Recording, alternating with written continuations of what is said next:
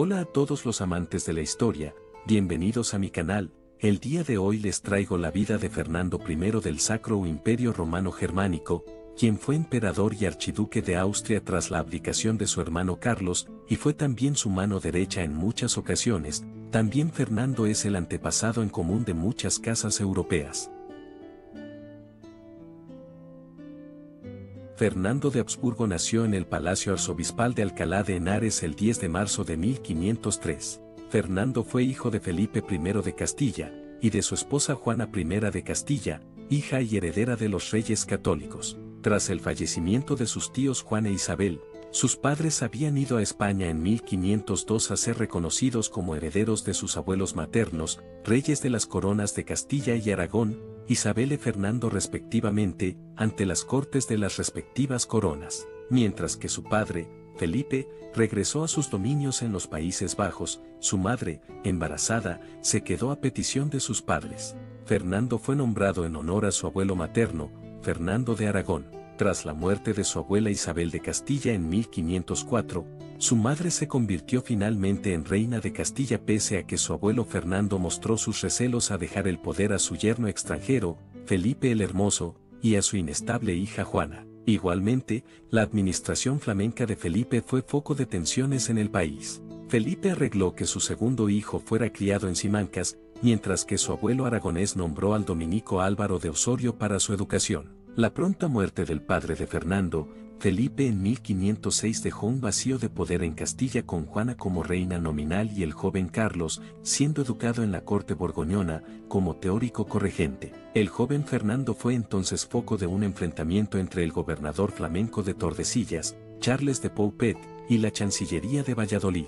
Ambos deseaban hacerse con el control del infante, único miembro varón de la casa reinante presente en el país durante el vacío de poder. La intervención de los oidores de la Chancillería, que movilizaron agentes de armas de la ciudad, supuso que el príncipe acabara en Valladolid, mientras, el cardenal Cisneros establecía una regencia en la corona de Castilla retornando al poder a Fernando el Católico. Osorio arregló entonces que su pupilo pasara del palacio de la Chancillería al colegio de San Gregorio que su orden tenía en la ciudad. En ese contexto, el infante Fernando parece que fue el nieto preferido de Fernando el Católico, siendo educado a la española bajo la tutela de su abuelo aragonés. Dicho abuelo designó a Pedro Núñez de Guzmán como ayo del niño, a cargo de una corte propia para el infante. Dicha corte se halló inicialmente en Burgos, mientras que su madre estaba en Arcos de la Llana y el rey católico se acercaba con frecuencia. Fernando acompañaría a su abuelo en sus viajes por España cuando el rey se enfrentó a los últimos representantes de la antigua administración filipina, como fueron Pedro Fernández de Córdoba y Pacheco, marqués de Priego o Juan Manuel, señor de Belmonte. El joven infante visitó así, como príncipe junto a su abuelo, en 1508, diversas localidades de Castilla y Andalucía como Medina del Campo, Olmedo y El Espine, cruzando la Sierra de Guadarrama para seguir a Toledo, donde se detuvieron 6 días, y continuar por Ciudad Real, Caracuel, Pedroche y Adamuz. Finalmente llegaron a Córdoba en septiembre, donde su abuelo castigó al marqués de Priego, y terminaron con una entrada real en Sevilla el 28 de octubre en la que también participó la reina Germane de Foix. El rey afrontó igualmente en Sevilla la actitud rebelde de las casas de Medina Sidonia y Telles Girón. En 1509, abuelo y nieto terminaron su viaje regresando a Castilla y visitando Cáceres, Madrigal de las Altas Torres. Finalmente el rey dejó al joven infante en Madrid en 1510. Durante este periodo, Fernando pasó 2 años con fiebres. Algunos autores especulan con que podría haber sido un caso de tuberculosis pulmonar, cuyas secuelas arrastraría Fernando hasta su muerte. En 1511, el joven príncipe volvería a viajar a Sevilla para ver los preparativos de una expedición militar de su abuelo contra el norte de África, pero finalmente ambos Fernandos regresaron a Burgos por la escalada bélica con Francia causada por las guerras italianas. Fernando visitaría en Burgos el monasterio de San Pedro de Cardeña, pues la crónica particular del Cid de 1512 está dedicada como tratado para la instrucción del príncipe. Fernando de Habsburgo se crió con el español como lengua materna y no aprendería el idioma alemán de sus futuros súbditos hasta ser mayor. Sus maestros fueron el dominico, y poco después obispo de Astorga, Álvaro Osorio y el humanista y médico Juan de la Parra. Su educación se basó en la escolástica hispana y en los ideales caballerescos hispanos. Sus primeras amistades serían miembros de la nobleza hispana, como los hijos de Martín Sanz de Salinas, antiguo secretario de su abuela Isabel, o los de Sancho de Paredes, antiguo camerero de la misma. Fernando se mostró muy unido a ese círculo y Osorio escribió que mostraba desagrado si se le trataba con deferencia respecto de ellos por razones de nacimiento. Los autores contemporáneos y posteriores han reseñado la influencia duradera de esta infancia en España. Así, apuntan como sus escritos en español a sus embajadores y sus secretarios muestran su educación hispana. Fernando mantendría una afición personal por las novedades de América que circulaban por España y todavía años después de haber dejado la península ibérica seguía con interés la literatura publicada en España. Incluso cercana a su muerte, recogen los autores que encontraría solaz en la corte hispana de su nuera, donde podía hablar el castellano popular. También han señalado que Fernando mostró una inclinación personal por los caballos españoles y por los establos a la española y como sus futuros súbditos veían extranjera su forma de cabalgar.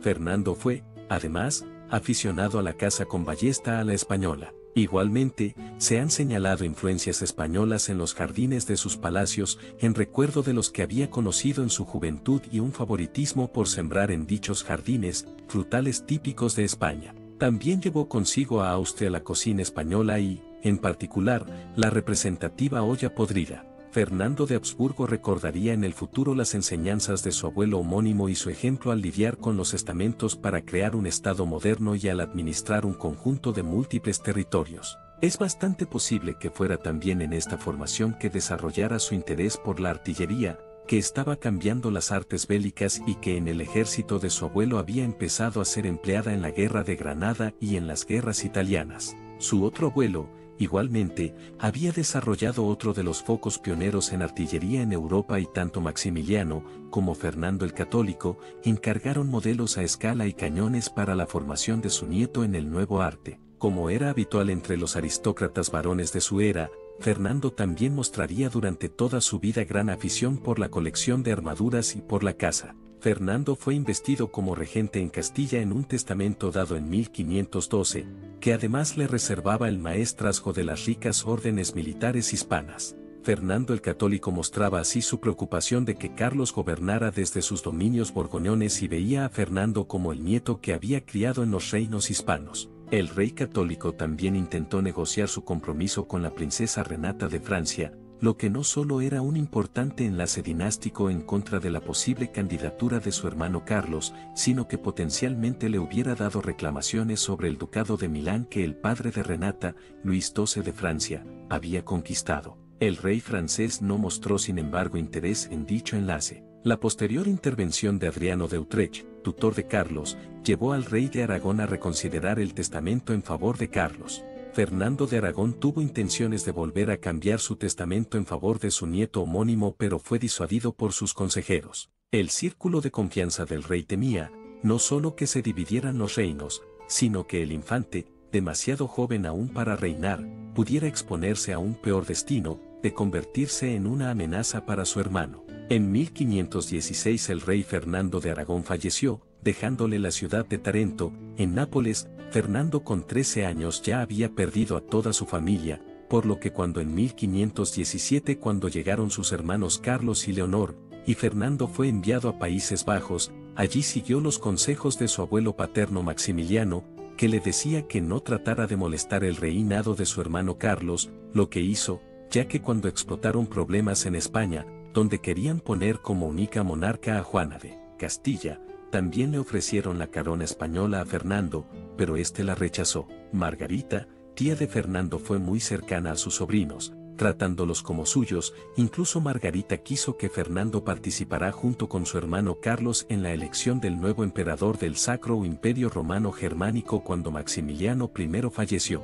En 1521 Fernando se casó a Ana Jagellón, y después fue nombrado regente tras algunas ausencia de Carlos. En estas regencias Fernando mostró tener grandes dotes para la gobernación, aunque aún así se mantuvo leal a su hermano Carlos. En 1526, el rey Luis II de Bohemia falleció contra el ejército de Salim el Magnífico. Gracias a su hermana María, Fernando fue nombrado rey de Hungría y Bohemia, algo que no le gustó a Carlos en su momento.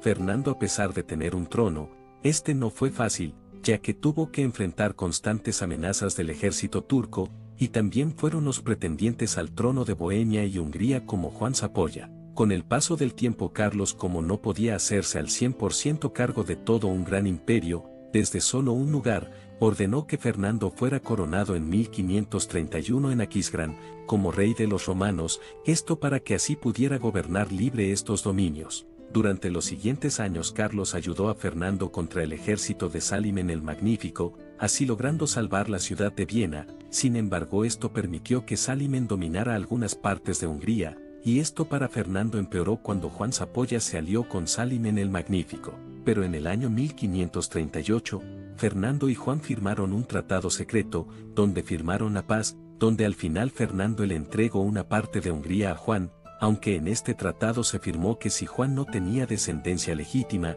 el resto de Hungría pasaría de nuevo a Fernando. Sin embargo, a pesar de que Juan tuvo un hijo, Fernando aún así obtuvo la parte restante de Hungría. Salimen el Magnífico estaba furioso, por lo que mandó a invadir Hungría, lo que causó que de nuevo, Hungría se dividiera, pero esta vez en tres. La parte occidental fue gobernada por Fernando, la central por Salimen, y la oriental se convirtió en el Principado de Transilvania. Lamentablemente el 27 de enero de 1547, falleció su esposa Ana de Jagellón a la edad de 43 años, esto debido a problemas de salud después de haber dado a luz. Durante su matrimonio, que duró 26 años, la pareja tuvo hasta 15 hijos. El matrimonio entre Fernando y Ana fue bastante feliz, tampoco tuvo amantes, hijos ilegítimos, coqueteos o teorías. Además, tras esta pérdida Fernando no se volvió a casar, viendo a Ana como su única mujer. Años después de esta pérdida, parecía que la historia de Fernando se detenía allí, si no fuera porque en el año 1558, tras tantos conflictos y pérdidas que enfrentó su hermano Carlos, este decidió abdicar a favor de su hermano Fernando, convirtiéndose así Fernando en emperador del Sacro Imperio Romano Germánico como Fernando I. Mientras tanto, el hijo de Carlos, Felipe, se convirtió en rey de España como Felipe II. Fernando, al igual que su hermano, tuvo grandes problemas con los protestantes, pero Fernando, a diferencia de su hermano, no buscaba conflictos para solucionar sus problemas, y en cambio buscó la paz entre el pueblo católico y protestante, o al menos evitar que se usaran las armas. También aumentó las riquezas de la familia Habsburgo, y consiguió restaurar la paz en el imperio.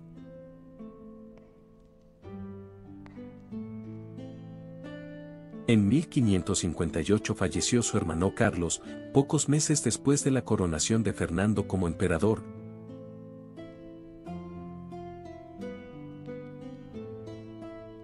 El 25 de julio falleció Fernando en Viena, siendo posteriormente enterrado y, de acuerdo a sus deseos, junto a su esposa en la Catedral de San Vito de Praga. Su sucesor fue su hijo Maximiliano, quien sería coronado como Maximiliano II.